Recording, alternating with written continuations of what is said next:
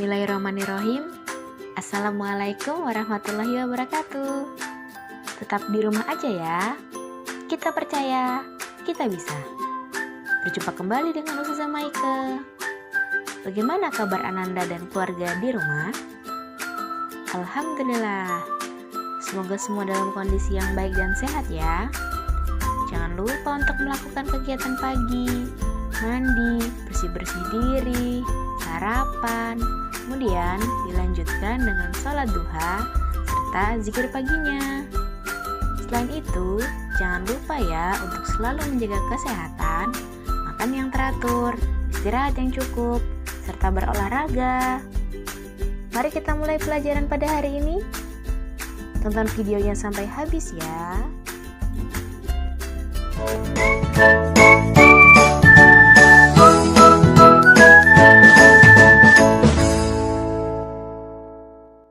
Hari ini kita akan belajar tema 6, subtema 3, pembelajaran kedua, muatan IPA dan SBDP. Sebelum mulai belajar, mari kita berdoa terlebih dahulu. Berdoa dimulai.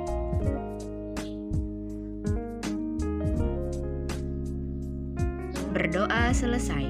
Baiklah Ananda soleh-soleha, langsung saja ya kita mulai pelajaran pada hari ini.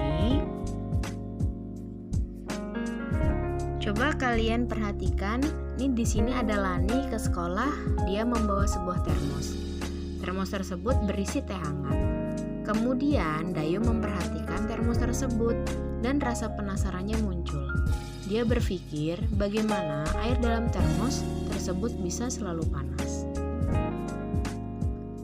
Termos merupakan alat untuk menyimpan benda agar suhunya tidak cepat berubah. Fungsi termos seperti bendungan yang menahan aliran panas. Nah, sekarang kalian bisa perhatikan di sini ada sebuah termos dengan bagian-bagiannya.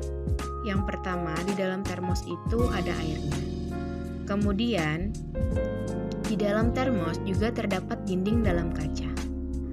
Lalu ada dinding luar kaca dan ada ruang hampa udara atau ruang vakum. Ruang vakum ini letaknya di antara dinding kaca dan dinding luar kaca. Jadi ruangan hampanya di daerah kedua tempat tersebut ya. Di contoh itu yang ditunjukkan warna abu-abu. Nah, jadi umumnya itu termos terbuat dari kaca berdinding 2 lapis. Di antara kaca tersebut terdapat ruang hampa atau ruang vakum yang berfungsi mencegah hilangnya panas dari termos. Kemudian ada tutup termos. Nah, tutup termos ini itu dibuat dari bahan plastik atau gabus. Kenapa bahan ini dipilih? Karena bahan ini itu bersifat isolator, jadi panasnya itu tidak mudah keluar. Kemudian di sini kacanya yang ada di dalam termos ini agar tidak pecah, maka kaca tersebut dilapisi dengan dinding pelindung kaca. Kalian bisa perhatikan ya pada gambar, dia dilapisi dengan dinding pelindung kaca. Dan yang terakhir itu ada yang dinamakan dengan karet panahan kaca.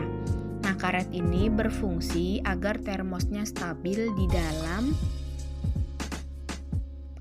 termos tersebut. Jadi inilah bagian-bagian termos yang kita gunakan sehari-hari. Nah, selain termos, masih ingatkah kalian apa saja peralatan yang dibuat berdasarkan sifat konduktor dan isolator?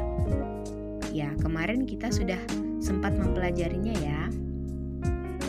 Nah, ini kita ingat kembali benda yang menggunakan atau yang bersifat konduktor dan isolator. Ada setrika, kemudian solder, spatula, sendok sayur, wajan, dan panci. Dan masih banyak lain ya contoh-contoh benda yang ada di sekitar kita ataupun di rumah kalian yang menggunakan atau sifatnya itu konduktor dan isolator. Nah, kemudian isolator. Nah, di sini ada selimut, jaket, dan sweater.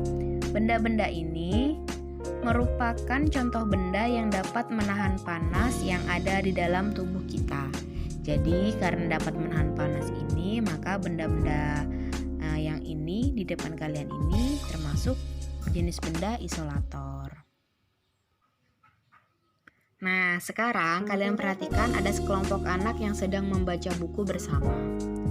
Di sini Dayu bertanya kepada Lani, apa buku yang dibaca Lani itu bagus atau tidak? Kemudian Lani berkata bahwa buku yang dia baca itu bagus dan dia sudah tertarik dengan buku tersebut mulai dari sejak dia melihat gambar sampulnya.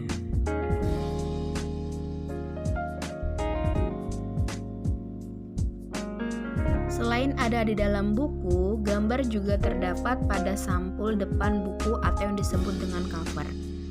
Gambar pada sampul itu berfungsi menjelaskan keseluruhan isi buku yang membuat pembaca tertarik untuk membaca buku tersebut. Sekarang coba lihat gambar-gambar cover berikut ini. Ini adalah beberapa contoh cover buku. Cover buku ini dibuat menarik supaya para pembaca itu tertarik untuk membaca isi dari buku-buku tersebut.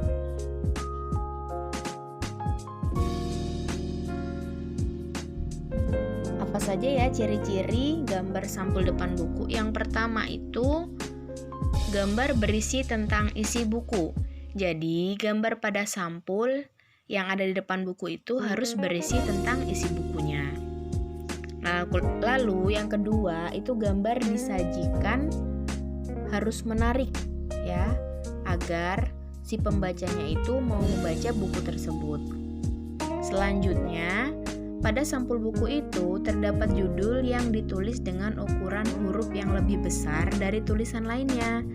Kemudian selain itu ada juga nama penulis serta nama penerbitnya. Dan yang terakhir, warna yang digunakan itu harus menarik ya, agar si pembacanya minat untuk membacanya.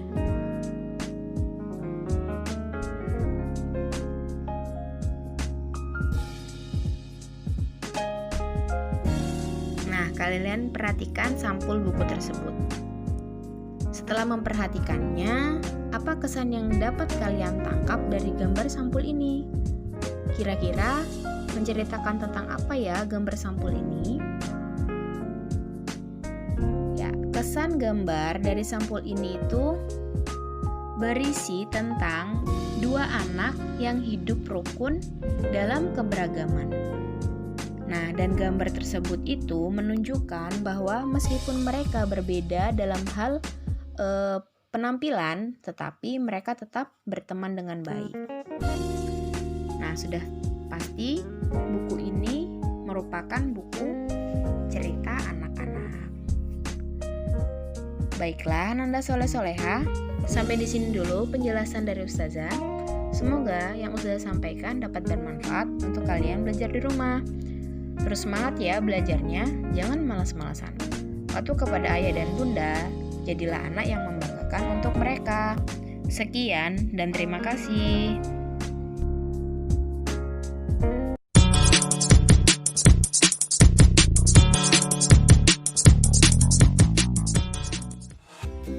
Demikianlah video pembelajaran pada hari ini. Semoga bisa bermanfaat untuk semua. Selamat belajar dan sampai bertemu kembali. Tetap semangat, kita percaya, kita bisa. Assalamualaikum warahmatullahi wabarakatuh.